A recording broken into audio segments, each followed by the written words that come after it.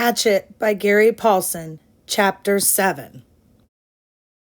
Mother! He screamed it and could not be sure if the scream awakened him or the pain in his stomach. His whole abdomen was torn with great rolling jolts of pain, pain that doubled him in the darkness of the little shelter, put him over and face down in the sand to moan again and again, "Mother, mother, mother!" Never anything like this, never.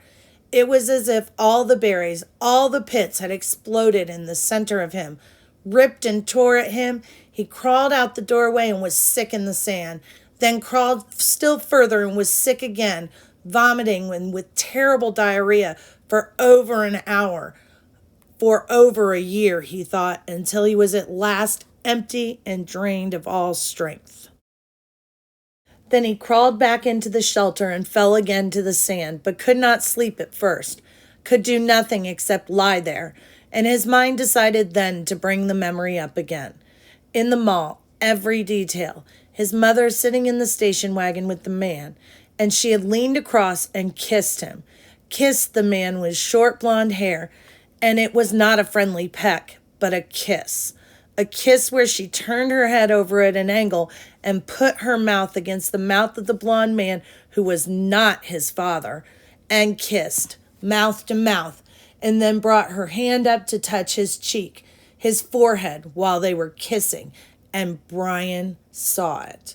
Saw this thing that his mother did with the blond man, saw the kiss that became the secret that his father still did not know all about.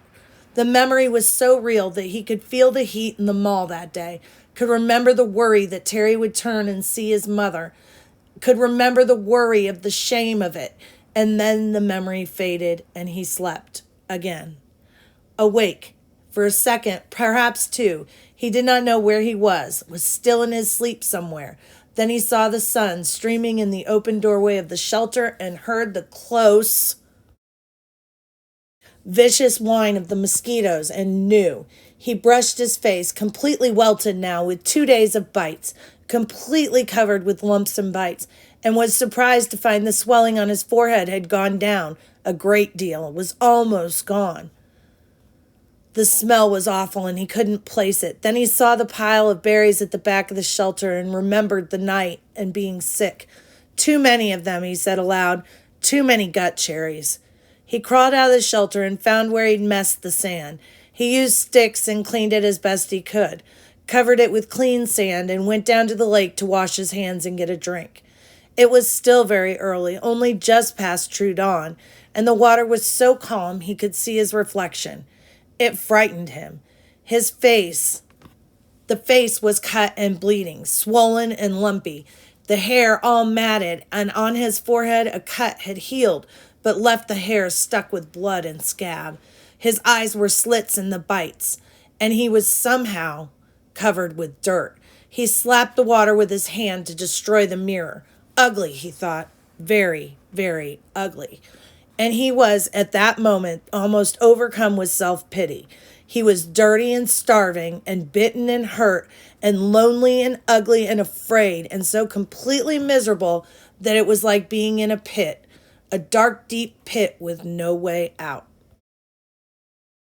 He sat back on the bank and fought crying, then let it come, and cried for perhaps 3-4 minutes, long tears, self-pity tears, wasted tears.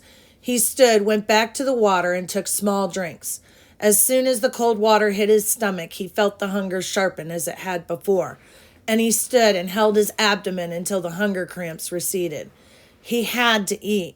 He was weak again with it, down with the hunger, and he had to eat. Back at the shelter, the berries lay in a pile where he had dumped them when he grabbed his windbreaker. Gut cherries, he called them in his mind now, and he thought of eating some then, not such a crazy amount as he had, which he felt brought on the sickness in the night, but just enough to stave off the hunger a bit. He crawled into the shelter. Some flies were on the berries, and he brushed them off. He selected only the berries that were solidly ripe, not the light red ones, but the berries that were dark maroon red to black and swollen in ripeness. When he had a small handful of them, he went back down to the lake and washed them in the water. A small fish scattered away when he splashed the water up, and he wished he had a fishing line and hook. Then he ate them carefully, spitting out the pits. They were still tart, but had a sweetness to them, although they seemed to make his lips a bit numb.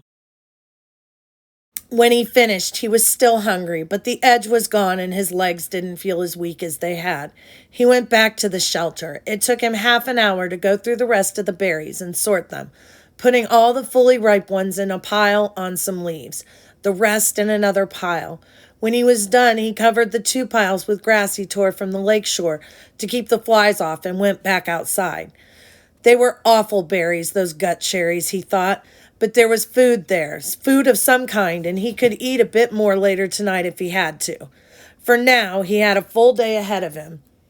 He looked at the sky through the trees and saw that while there were clouds, they were scattered and did not seem to hold rain.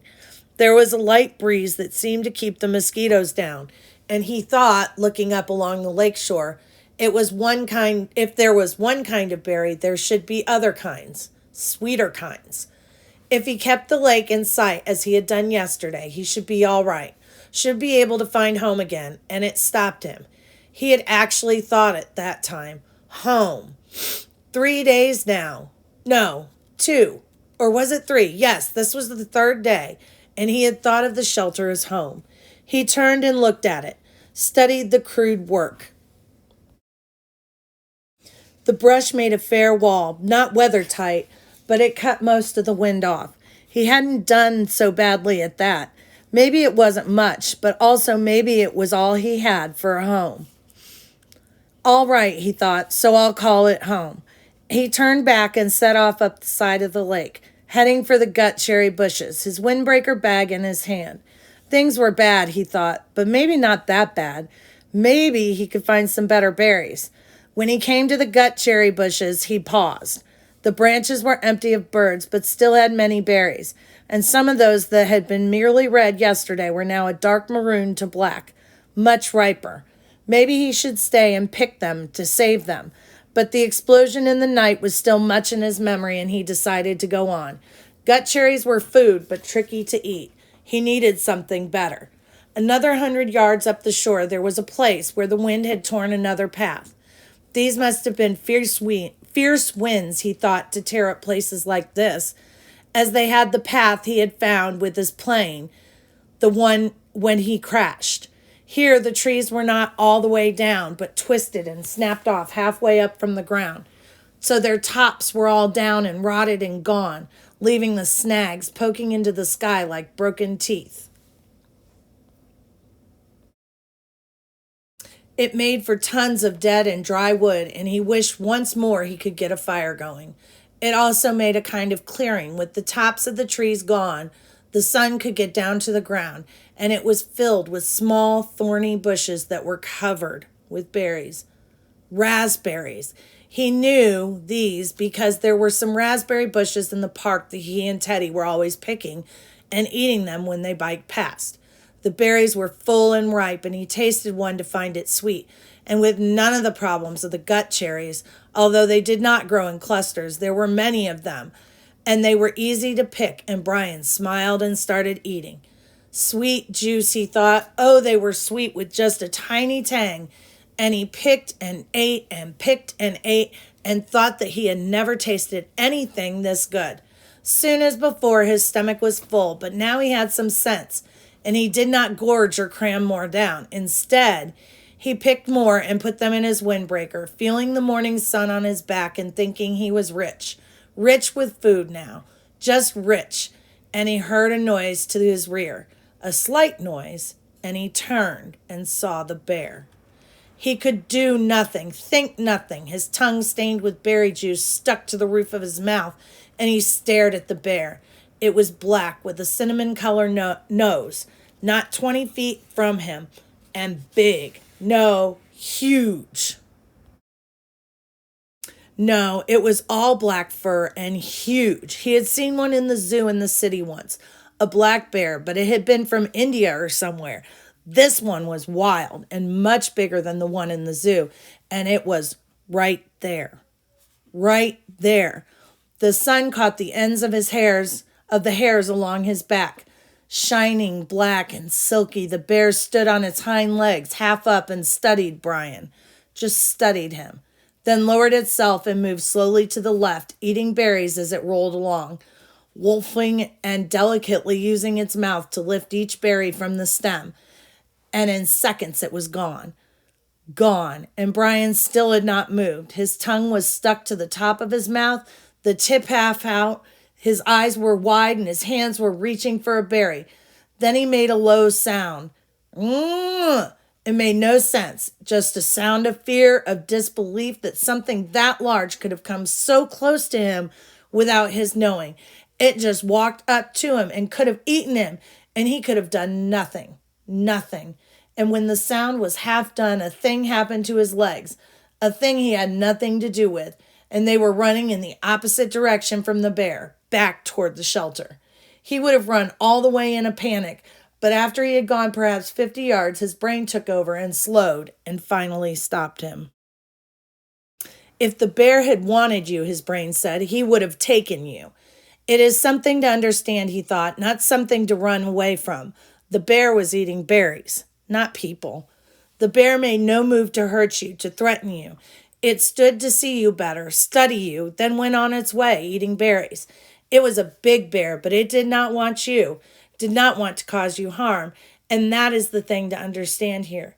He turned and looked back at the stand of raspberries. The bear was gone. The birds were singing. He saw nothing that could hurt him. There was no danger here that he could sense, could feel. In the city at night, there was sometimes danger. You could not be in the park at night, after dark, because of the danger.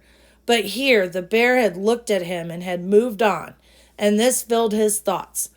The berries were so good, so sweet and rich, and his body was so empty, and the bear had almost indicated that it didn't mind sharing, had just walked away from him. And the berries were so good, and he thought finally, if he did not go back and get the berries, he would have to eat the gut cherries again tonight. That convinced him. And he walked slowly back to the raspberry patch and continued picking for the entire morning, although with great caution. And once, when a squirrel rustled in some pine needles at the base of a tree, he nearly jumped out of his skin. About noon, the sun was almost straight overhead. The clouds began to thicken and look dark. In moments, it started to rain. And he took what he had picked and trotted back to the shelter. He had eaten probably 2 pounds of raspberries and had maybe another 3 pounds in his jacket rolled in a pouch. He made it to the shelter just as the clouds completely opened and the rain roared down in sheets. Soon the sand outside was drenched and there were rivulets running down to the lake. But inside he was dry and snug. He started to put the picked berries back in the sorted pile with the gut cherries, but noticed that the raspberries were seeping through the jacket. They were much softer than the gut cherries and apparently were being crushed a bit with their own weight. When he held the jacket up and looked beneath it, he saw a stream of red liquid. He put a finger in it and found it to be sweet and tangy, like pop without the fizz. And he grinned and lay back on the sand, holding the bag up over his face and letting the seepage drip inside his mouth. Outside, the rain poured down, but Brian lay back drinking syrup from the berries, dry and with the pain almost all gone. The stiffness also gone, his belly full and a good taste in his mouth. For the first time since the crash, he was not thinking of himself or his own life. Brian was wondering if the bear was as surprised as he to find another being in the berries. Later in the afternoon, as evening came down, he went to the lake and washed the sticky berry juice from his face and hands, then went back to prepare for the night. While he had accepted and understood that the bear did not want to hurt him, it was still much in his thoughts, and as darkness came into the shelter, he took the hatchet out of his belt and put it by his head, his hand on the handle as the day caught up with him and he slept.